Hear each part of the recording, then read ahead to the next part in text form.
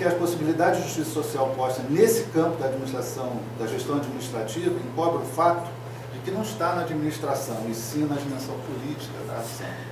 E aí nós temos passar a discutir, né, o planejamento, e o Hermes foi bastante feliz quando ele remete às posturas de governos passados, erros estratégicos da própria política, mas também podemos pensar outros aspectos dessa dimensão política da ação, as formas diferenciadas de participação na organização política.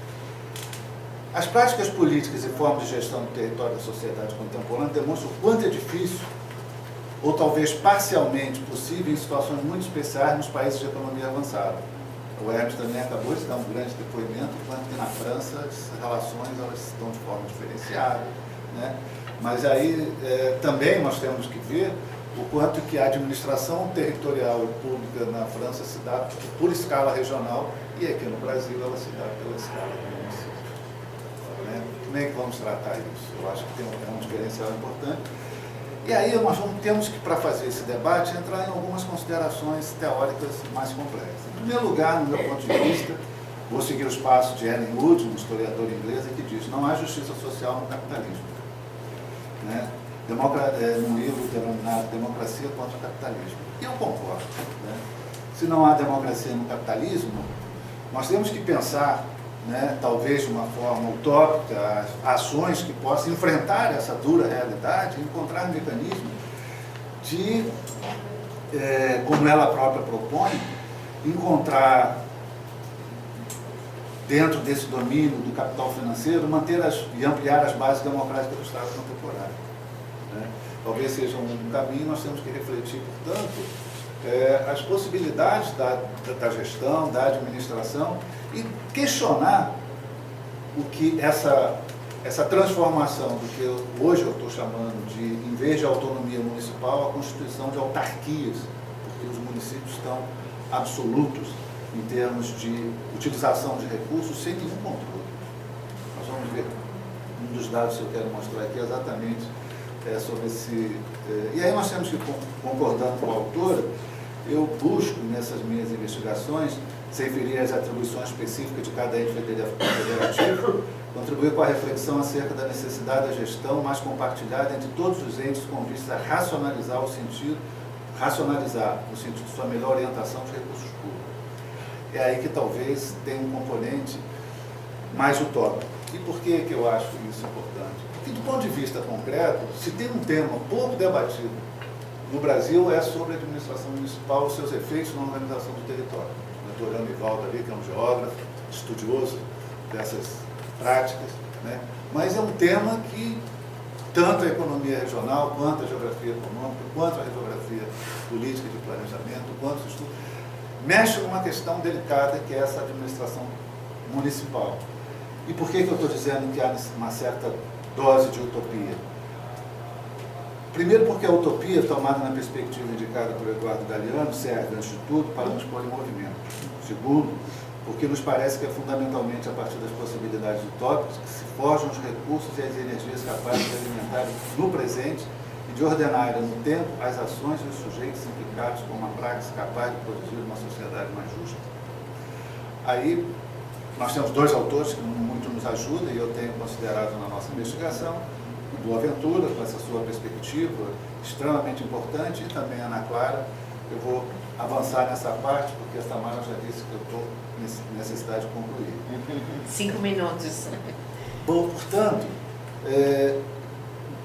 eu tenho desenvolvido, tendo essa problematização, tanto do ponto de vista do que é o planejamento e as escalas do planejamento no Brasil, quanto do ponto de vista da necessidade de pensarmos, né, o planejamento na escala da política e, consequentemente, se é na política, na escala da ação, né? Eu tenho trabalhado em termos de minhas investigações, junto com alguns alunos e colegas que fazem mestrado, doutorado, e estão trabalhando com a gente nessa mesma perspectiva, né? Pensar a gestão do território na sociedade contemporânea. Né? E aí, no caso, especialmente do Brasil, complementando o esforço teórico que o Hermes vem desenvolvendo, eu vou começar a trabalhar, e tenho alguma experiência no Sul, Rio Grande do Sul, Curitiba, alguns colegas que vêm desenvolvendo estudos nessa linha. Enfim, buscamos refletir sobre os limites e possibilidades de uma nova perspectiva de administração local, sem prescindir da necessária conjugação e direção política da economia no projeto nacional. E aí é uma questão de pensar o planejamento numa perspectiva transescalar. São 2 escalas, 3 quando consideramos a escala regional, que no atual cenário econômico mundial necessita ser trabalhado de forma associada. Para demonstrar um aspecto significativo de nossa pesquisa, selecionei um indicador especial acerca da prática da administração do Estado do Rio de Janeiro, a arrecadação e execução do orçamento das administrações municipais do Rio de Janeiro.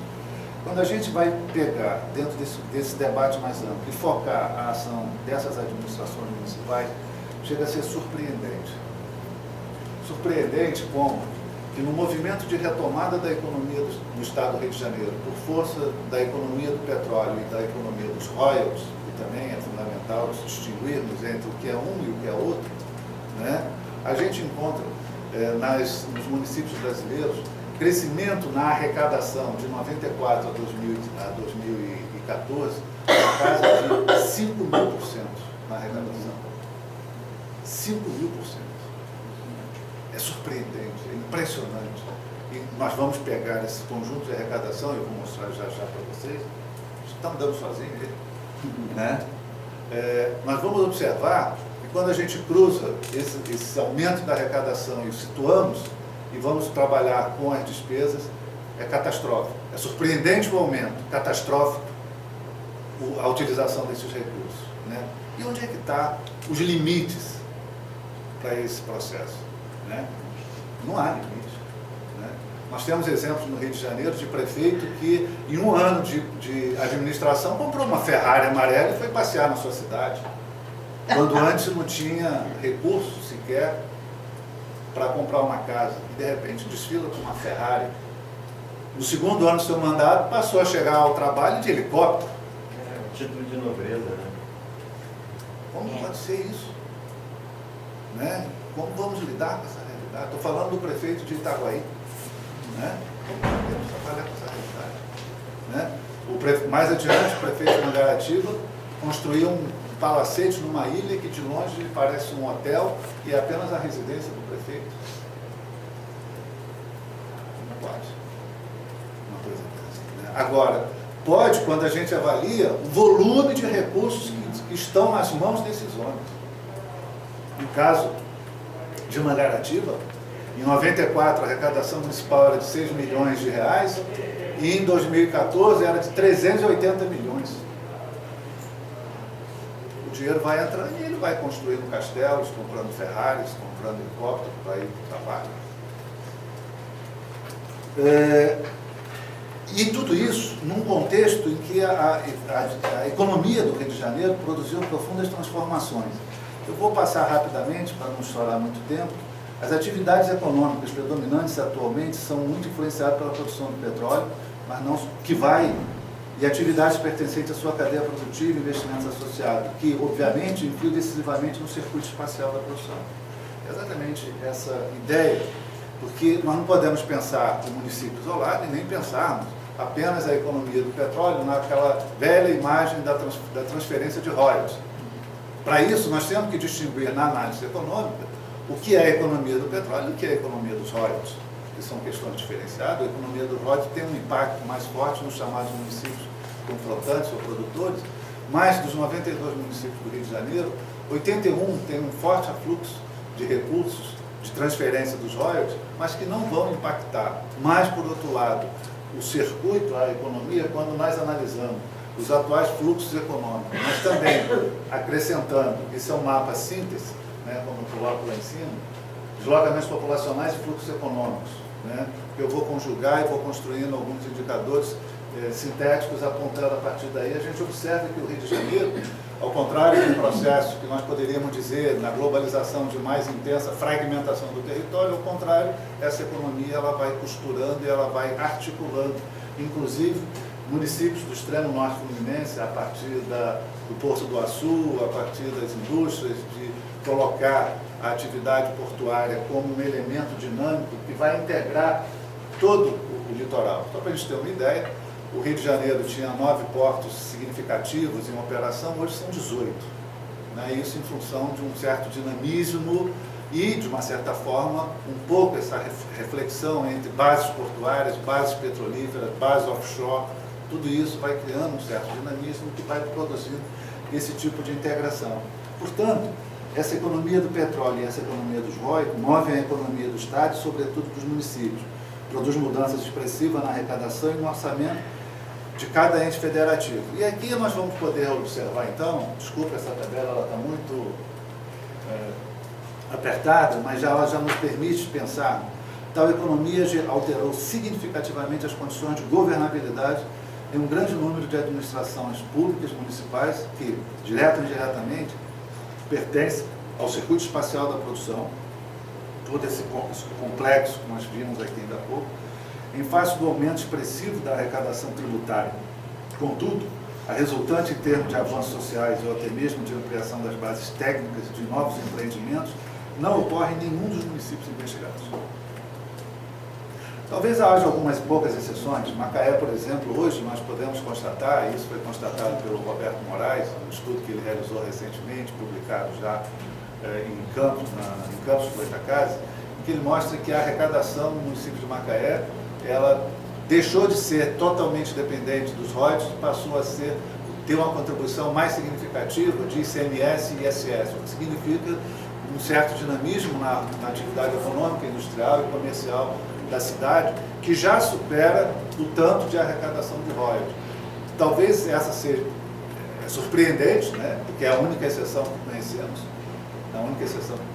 e que mostra que retrabalhar os investimentos a partir e potencializar a partir da economia dos royalties poderia ser algo significativo se, né, aí o professor Hermes vai me ajudar, né, nós tivéssemos de fato uma perspectiva de um planejamento regional no Brasil, coisa que não existe.